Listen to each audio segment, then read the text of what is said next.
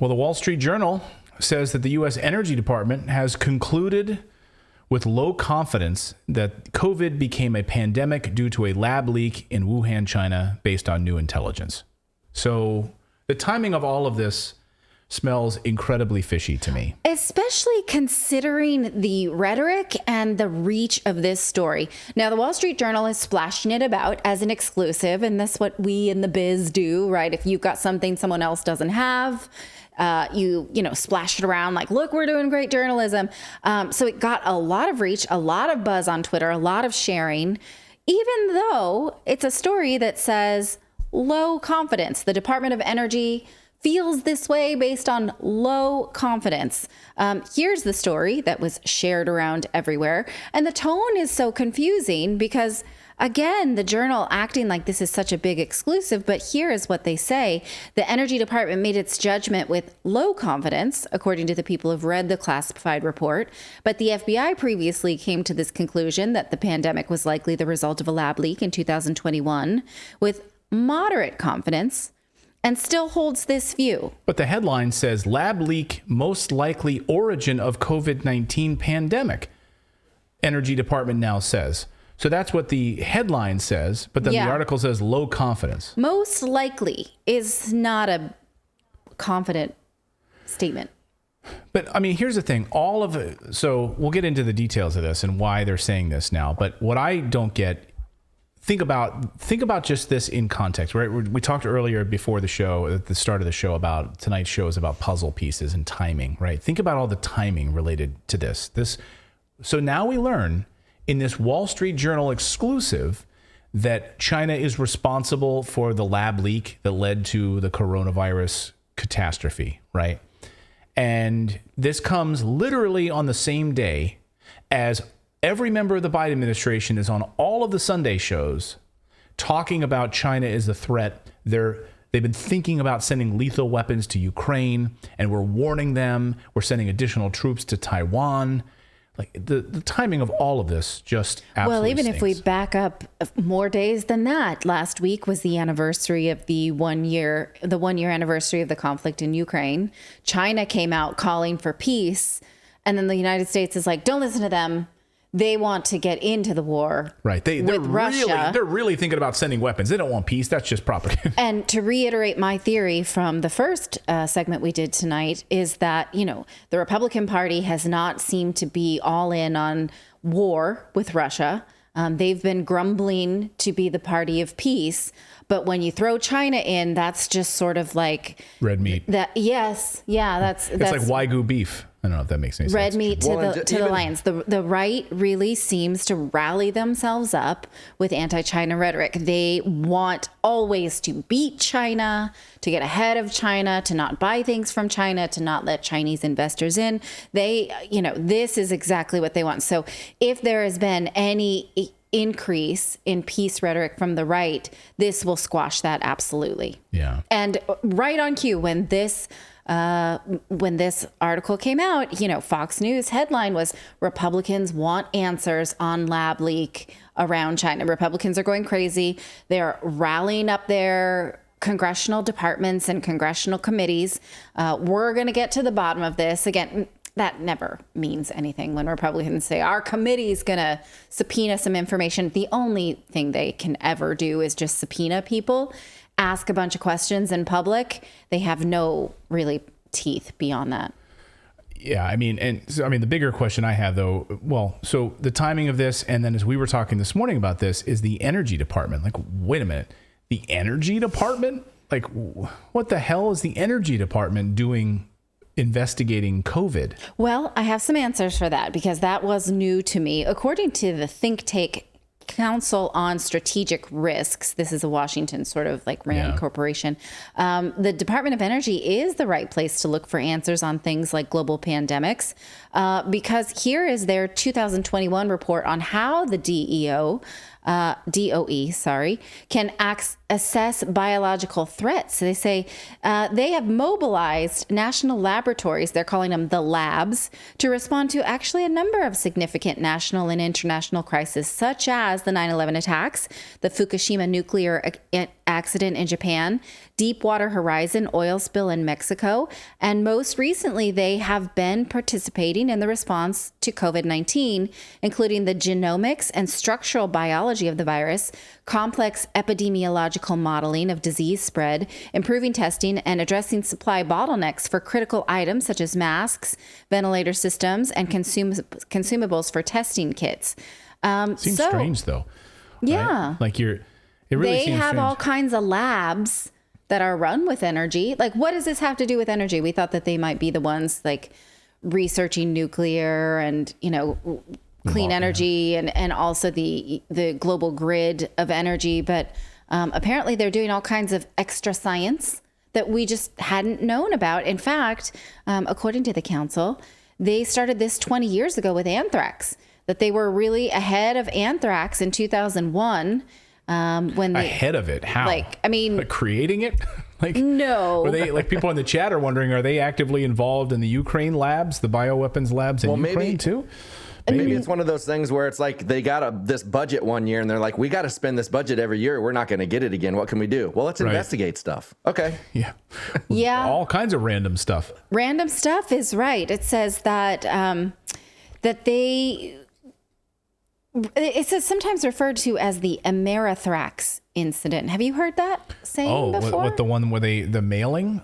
Have you ever heard of this term, the Amerithrax incident? No. I mean, just the mailing of the spores of anthrax. Sure, anthrax was a concern post 9/11. Yeah, absolutely. But how is that? How is the Department of Energy investigating that stuff that was sent to President Obama at the time in the envelopes after President Bush in 2001. Yeah, but some other stuff was also sent to President Obama, I think. Yeah, too. I don't think it was anthrax, but I can't remember now what it was. But apparently the Department of Energy was busy, putting together a team of experts in order to detect and analyze pathogens in the nation's capital. Says this resulted in the implementation of the biological aerosol sentry and information system called BASIS, a system that reduced the time for detecting the agent's release. So I guess they're big on finding international biological threats and mobilizing around them because they have all of these labs. We have a system called the labs. In context, though, I think this shows us how much the DOA's lab work revolves around responding to threats and disasters. So it's almost like seek and you will find. They exist to find external threats. And so, of course, they're going to say this was an external threat. You know what I mean? I guess. It's almost like my dad says you should never buy your prescription glasses in the mall, never get an eye exam in the mall because they want to sell you glasses. Right. That's my dad's threat. If you have a good eye doctor in the mall, yeah, I don't begrudge you that. But the idea is they exist to find biological threats. They're going to be the ones that say they found it, even though they're saying with low confidence. Unlike, say, the NIH, the National Institute of Health, or the CDC, you would think they would be investigating this, but even the World Health Organization last week said, we're pretty much done here. We're not going to investigate anymore. Yeah. Because of all of these conflicting government organizations, though, the Biden administration is still being cagey about this lab leak theory. Here is National Security Advisor Jake Sullivan on CNN this weekend saying that the Biden administration is really not ready to call it on this lab leak theory. I want to ask about a new Wall Street Journal report out this morning that a classified intelligence report from the Department of Energy concludes that the coronavirus pandemic most likely did not emerge naturally, but it did come from a laboratory leak. Did the coronavirus pandemic start in a lab? Is that what you believe now? Well, Dana, there is a variety of views in the intelligence community. Some elements of the intelligence community have reached conclusions on one side, some on the other. A number of them have said they just don't have enough information to be sure. Here's what I can tell you. President Biden has directed repeatedly every element of our intelligence community to put effort and resources behind getting to the bottom of this question. And one of the things in that Wall Street Journal report, which I can't confirm or deny, but I will say the reference to the Department of Energy, President Biden specifically requested that the national labs, which are part of the Department of Energy, be brought into this assessment because he wants to put every tool at use to be able to figure out what happened here.